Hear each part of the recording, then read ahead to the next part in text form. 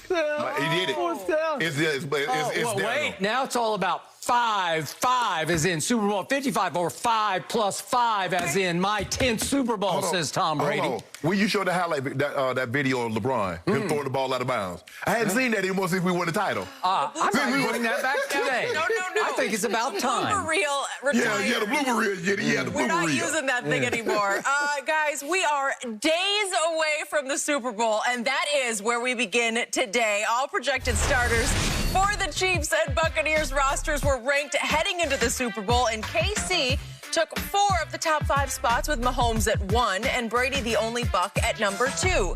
The top 10, however, was a 5-5 split, and the Buccaneers also grabbed 10 of the top 15 spots. So, Shannon, what does this tell you about who will win the Super Bowl? Well, look, it tells me that the Bucs are extremely talented. No matter how much Skip Bayless tries to peddle the theory, this is a Succaneers and they're a downtrodden organization. Well, they were. But are they talented? Yes or no? This is what we're talking about. We're not talking about the past history. That's what you tell me. You said, let's stick to the issue at hand. Is this not a talented football team? Who has 4 of the top 5 on that list? Who has 10 of the top 15 on the top list? Would you rather have 4 of the first 5 or 10 of the first 15? Would you? Let's see. Wait, does that mean you're going to pick the Buccaneers? No, I'm not. And plus the fact that Jason Pierre-Paul was 29. Devin White is 30th. Donovan Smith is 42. You mean to tell me of all the players that's in the Super Bowl, they got these guys ranked outside the top 20? Really? So it goes to even show you that there's even more talent on the Tampa side. And I've said this before.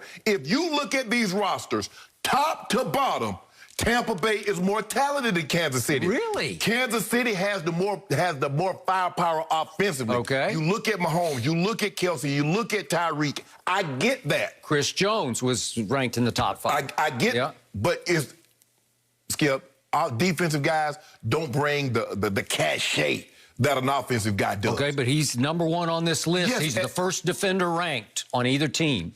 First defender ranked, but how many of the top 5 are offensive players? Well, obviously. That goes to show my point. And 3 of those top 5 are Chiefs. So I get where because it's an offense-driven league. Remember, Skip, the quarterback, people want to see points, and the Kansas City Chiefs can provide that. But it also tells me, Skip, Patrick Mahomes is going to have to play one of his better games because if he doesn't, Tampa Bay has more than enough talent to beat them.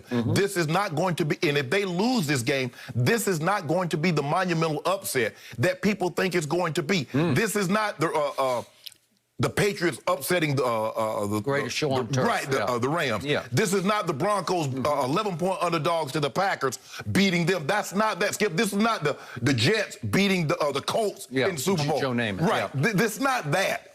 This is a very talented football team with an immensely historic, transcendent quarterback on the other side that happens to be a 3-point underdog to a team that's talented, but I don't believe they're as talented as the Buccaneers. So Patrick Mahomes is going to have to play one of his better games. Spags is going to have to dial up one of his better defensive game plans because Tampa will be ready to play. So that's what this tells me. Looking at this ranking is that the Buccaneers are more talented top to bottom than the Chiefs. But a lot of people, because of Patrick Mahomes, believe the Chiefs will win this game. Just because of Patrick Mahomes, because most people think he's already the GOAT, correct? No, I don't think people think that. They do. They just think he's the greatest ever, not on achievement, but on eye test. That he's just better than, at this moment, he's better than Brady's ever been in his life, right? Yes. Okay, got it.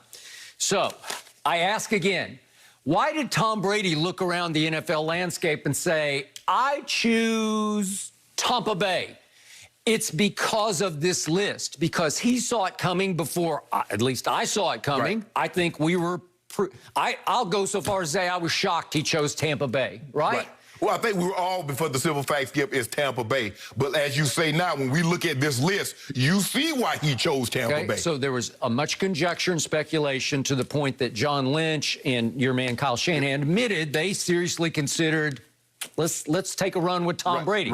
I think they should have. That's just me. I think they should have just said, let's try 2 years of Tom, maybe 3 or 4 years of Tom. With that roster looked better at that point than this roster looked. But here's the thing. The question was, Skip, is there's a lot of people that probably want to take a chance with LeBron, but LeBron chose the Lakers. Would Tom Brady have been interested in the 49ers as he is in Tampa? Okay, well, he's from there, and that was his childhood idol team, Joe Montana's 49ers. Yes. So it just made sense. I'll go home and I'll finish at home, but they said no ultimately, okay? So you believe he would have, if they would have said, Tom, we loved it? I do, because they were the Super Bowl runner-up, and it came within a late throw of Jimmy Garoppolo missing Emmanuel Sanders for them to win the Super Bowl. But what about his boy? That means his boy's not going to have a job. Him and Jimmy G are close. You think he really would have cared about that? Well, that would have been if Kyle and John Lynch had said, look, we've had our run with Jimmy G, and we think we've gone as far as we can go. And they would have to convince Tom, it's okay, we're going to trade him to X, Y, Z. Okay. The Chargers were also in the mix. Obviously, Justin Herbert turned out much better than we thought. Yes. But I thought that was his destination. That's where I thought, because he's had a home out here on the west side of Los Angeles and Brentwood before. So I just thought it's a natural segue for him to close there in a new stadium. They're opening up SoFi this year, so it would be marquee value. And yet he said, no, let me see. And he starts looking down. He had already graded this roster. Yes. So he's saying, okay, I got it. He's going deeper and deeper, and he's saying, man, this is a talented football team. Yes. Not star power dominant, because they did have 2 Pro Bowl receivers last year who did not make the Pro Bowl this year. Right. But now we look at this list. Well, obviously, Mahomes is at the top. I'm going to get to that in just a second. But 3 and 4 are no doubters to me. Yes. Tyreek, and they go Kelsey Tyreek, which is, that's what I argued yesterday. I would slightly take Kelsey over Tyreek in overall value, but that's just me. But whichever way you want to go, 3-4-4-3 for those two, they are the 2 best receivers on the field on Sunday evening in Tampa at Raymond James.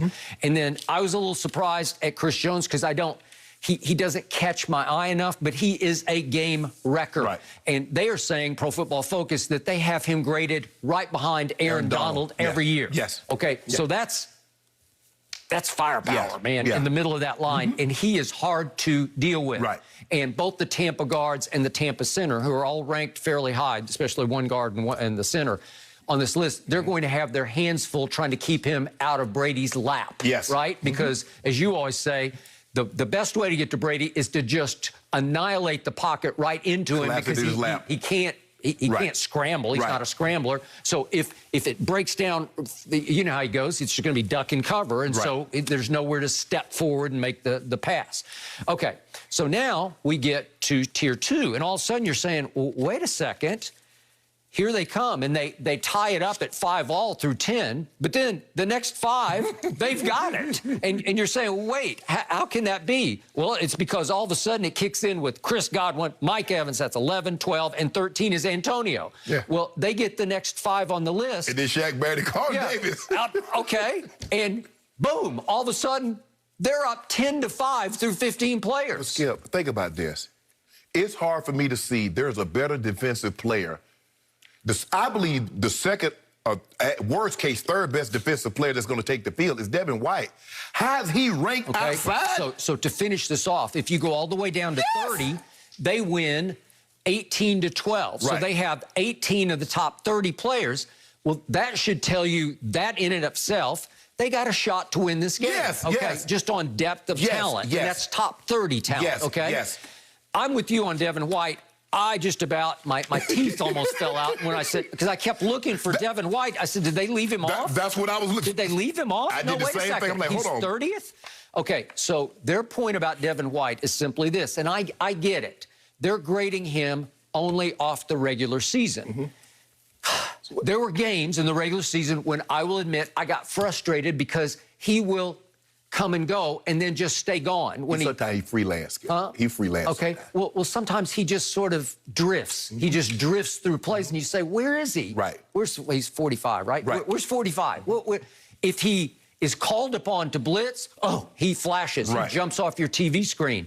If he's called upon to cover the tight end and get his hands on the football, he flashes, because he can run with just about anybody in the mid-range of the field. Okay. So they're saying that because he gets caught out of position too often, that they are downgraded. They ranked him 69th among NFL linebackers on performance of the regular season. Okay, now, what happened in the postseason? Well, this is why I don't get their ranking. This is the only big, this isn't a quibble, this is a flat out big gripe. Wrong. Yeah. In the postseason, for any linebacker who played at least 75 snaps, where you played 2 or 3 games, right, he ranked number 1 by Pro Football Focus. He was the breakout star. So Skip, what are we supposed to do with these 8.5 sacks he had in the regular season? Was he out of position on those? What are we supposed to do about these scooping scores, those interceptions, those leading the team in tackles that he had in the regular season? Are we supposed to disregard that? And how do you know Skip, first of all, unless you know what they're calling,